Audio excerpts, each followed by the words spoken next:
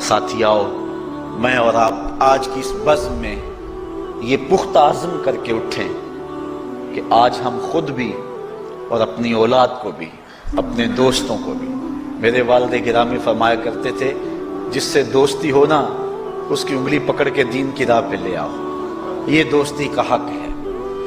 اس کے لیے آپ بہت کچھ کرتے ہیں لیکن اگر اس کو دین نہیں دیا تو کچھ بھی نہیں دیا۔ کوشش کرو میرا دوست ہو اور جہنم میں جائے۔ والدین بچے کے مستقبل کے لیے کتنی کوشش کرتے ہیں، لاکھوں روپیہ لگاتے ہیں مستقبل ٹھیک ہو جائے، کرتے ہیں کہ نہیں کرتے؟ یونیورسٹیوں کے اندر، کالجوں کے اندر کتنی بھاری فیسیں بھرتے ہیں، کیوں اتنا کچھ کیوں کر رہے ہو؟ میں نے دیکھا بوڑھا باپ اپنی کمر پہ بوریاں لاد کے مزدوری کرتا ہے، مائیں اپنا زیور بیچ رہی ہیں کہ اولاد پڑ جائے۔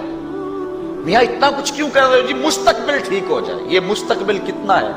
20-25 سال کا، اور جو اصل مستقبل ہے اس کی فکر ہی نہیں کسی کو۔ اصل مستقبل تو وہ ہے، اللہ اکبر، بیرون ملک جائے بیٹا تو ماں کہتی ہے بس دعا کرو کہ میرا بیٹا خیریت سے پہنچ جائے۔ بیٹی کی شادی کرتی ہے تو ماں کہتی ہے دعا کرو کہ اپنے گھر میں اس کو چین مل جائے۔ کسی کا انٹرویو ہوتا ہے، لوگ کہتے ہیں جناب دعا کرو کہ اس انٹرویو میں وہ کامیابی سے گزر جائے۔ میں کہتا ہوں جب قبر میں اترتا ہے پھر کسی نے آ کر کبھی نہیں کہا کہ دعا کرو مشکل گھڑی آ گئی ہے خیریت سے گزر جائے۔ اصل امتحان تو یہ ہے، اگر اس امتحان سے گزر گیا تو کامیابی اور بامرادی۔ یہ تھوڑا سا مستقبل دنیا کا، اس کے لیے ہم کتنے پیسے لگا دیتے ہیں، سب کچھ اولاد کو آتا ہے، ہر شے فر فر پڑھتے اور بولتے ہیں، دعائے قنوت بھی نہیں آتی ہوتی۔ تو ہم اپنی اولاد کے لیے دین کا تحفہ اس کو کبھی نہ چھوڑیں۔ اللہ اکبر، کوشش کریں، محنت کریں۔ حضور نبی رحمت صلی اللہ علیہ وآلہ وسلم نے ان بد عمل واعظین کی بات بھی کی ہے کہ جو لوگوں کو نیکی کا حکم دیتے ہیں اور خود اس پہ عمل نہیں کرتے۔ آج ہمارے کچھ واعظین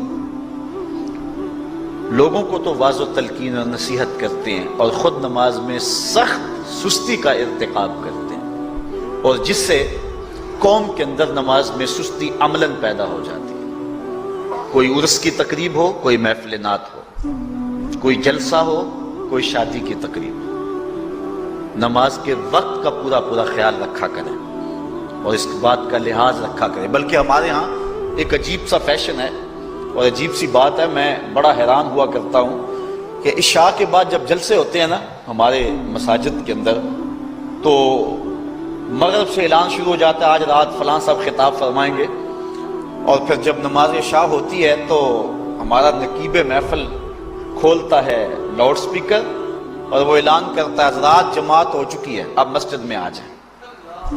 یعنی یہ نماز کو ہلکا کرنے والی بات ہے۔ انہوں کو کہا جا رہا ہے کہ بلکہ بعض تو کہہ دیتے ہیں جس کا تمہیں ڈر تھا وہ گزر گئی ہے، اب آ جاؤ۔ کیا لینا ہے جلسے میں آ کر اگر نماز ہی نہیں پڑھنی ہے تو؟ ممبر و محراب کے جو ذمہ دار ہیں ان سے جو ہے وہ عجیب و غریب قسم کی جو ہے وہ حرکات سکنات سرزد ہو رہی ہیں۔ یہ جو جہل نقیبوں کا ایک غول آ گیا نا، یہ بھی ایک بہت بڑی مصیبت ہے۔ ایک تو بے تحاشا القاب، دوسرا دین کی روح سے ناشنائی۔ وہ کسی نے کہا تھا نا کہ پہلے حضرت غوث پاک ولی بناتے تھے، چور سے کتب بناتے تھے، آج کل ہم بناتے ہیں۔ کہا تم کیسے؟ کہا ہمیں پتا ہوتا ہے یہ چور بیٹھا ہوا ہے، کہتے ہیں غوث زماں اور کتب دوران۔ بے تحاشا اور بے تکا انداز، اور پھر دین کی روح سے یہ ناشنائی کہ باقاعدہ اعلان ہوتا ہے جناب جماعت ہو چکی اب تو آ جاؤ۔ تو کیا کرنا ہے ساری رات جاگ کے اگر عشاء کی نماز ہی نہیں پڑھی تو نماز کو ہلکا کیا گیا ہے۔ اسی طرح جلسہ لمبا ہو رہا ہے اور نماز کا وقت سکڑ رہا ہے۔ ان چیزوں کا التزام کرنا ہے، ہم نے کوشش کرنی ہے۔ اور یہ بھی ایک مصیبت ہے کہ دربار بڑا اونچا ہے اور مسجد کے اندر جانوروں کی بینٹیں پڑی ہوئی ہیں۔ حیثیت تو مسجد کی ہے، دربار کی تو ثانوی حیثیت ہے۔ دربار پہ 3 کروڑ روپیہ لگا ہوا ہے اور مسجد میں چٹائیاں بھی موجود نہیں۔ اپنے بھی خفا مجھ سے ہیں بیگانے بھی ناخوش، کہ زہر حلال کو کبھی کہہ نہ سکا کند، بات وہی کہتا ہوں سمجھتا ہوں جسے حق، میں ابلہ مسجد ہوں نہ تہذیب کا فرزند۔